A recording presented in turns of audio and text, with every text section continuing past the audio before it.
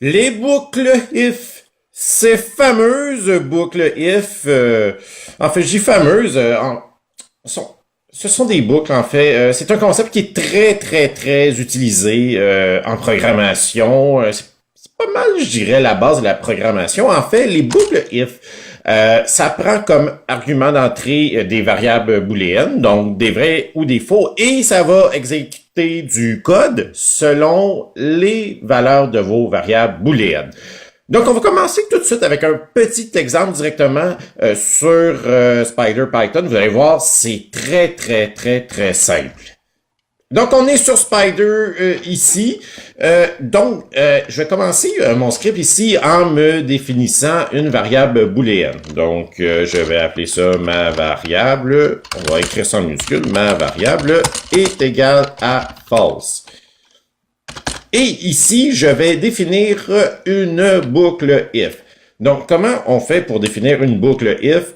On commence notre ligne par if. Ça va devenir bleu. Vous faites espace. Après ça, vous spécifiez une variable booléenne en entrée de votre boucle if. Donc, ici, ça va être ma variable.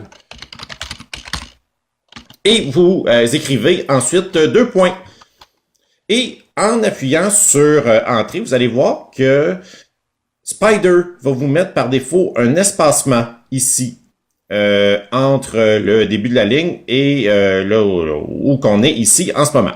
En fait, l'espacement spécifie le code à exécuter si ma variable est vraie, si ça a une valeur de vrai. Donc, ce qu'on va définir, si ma variable est vraie, on va dire ici, dans la console, pas display, print,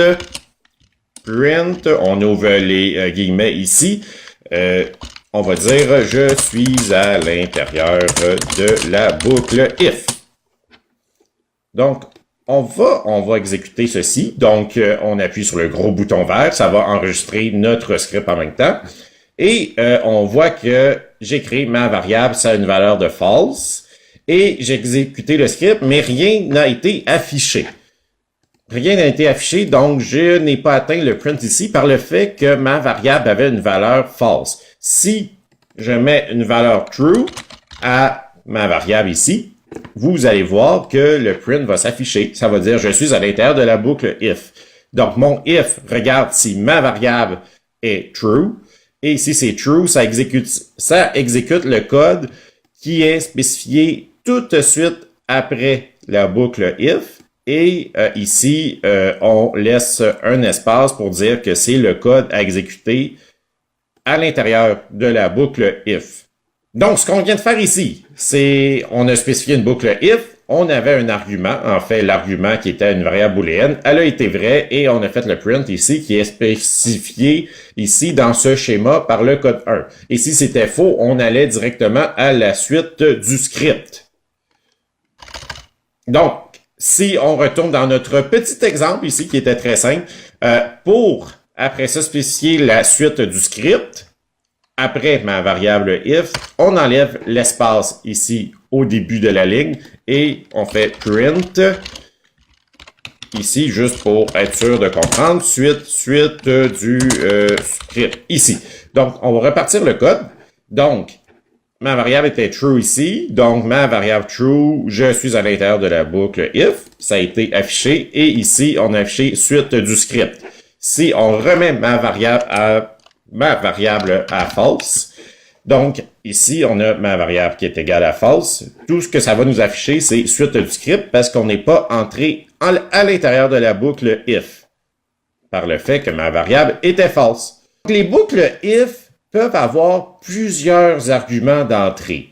Donc, il y a une suite logique. Donc, vous entrez une première variable booléenne, un premier test logique. On va voir ça un petit peu plus loin dans cette vidéo. Vous entrez un premier test logique. Vous regardez si c'est vrai. Si c'est vrai, on exécute le code 1 et on va à la suite du script. Si c'est faux, on peut spécifier un deuxième argument à vérifier. Si ce deuxième argument-là est vrai, on va exécuter le code 2 et on va aller à la suite du script. On a aussi peut-être un troisième argument à vérifier si 1 et 2 étaient faux. Donc, dans ce cas-ci, on va exécuter le code 3. Et si on peut en rajouter argument 4, 5, 6. Et si tous les arguments qu'on a vérifiés étaient faux, on va avoir entré dans aucune boucle if. Ici, on n'aura exécuté aucun code et on va aller directement à la suite du script. On va faire ça comme exemple tantôt, vous allez voir. Vous pouvve aussi avoir la commande else. Donc, si tous vos tests étaient faux, vous vous rendez finalement à else et à else, vous allez pouvoir exécuter un dernier code. En fait, vous allez pouvoir exécuter un code si tous les autres arguments étaient faux. Et ensuite, vous allez à la suite du script. Et aussi, vous pouvez faire aussi, très simplement, juste vérifier un argument. S'il est vrai, on exécute le code 1.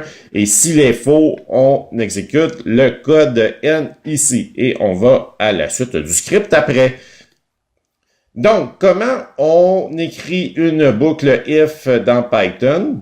Donc, ça, c'est très important de pas faire d'erreur. Donc, une boucle if commence toujours par if. Vous mettez votre argument 1 et vous mettez 2 points. Ensuite, vous sautez de ligne, vous mettez un espace et c'est le code à exécuter si l'argument 1 est vrai.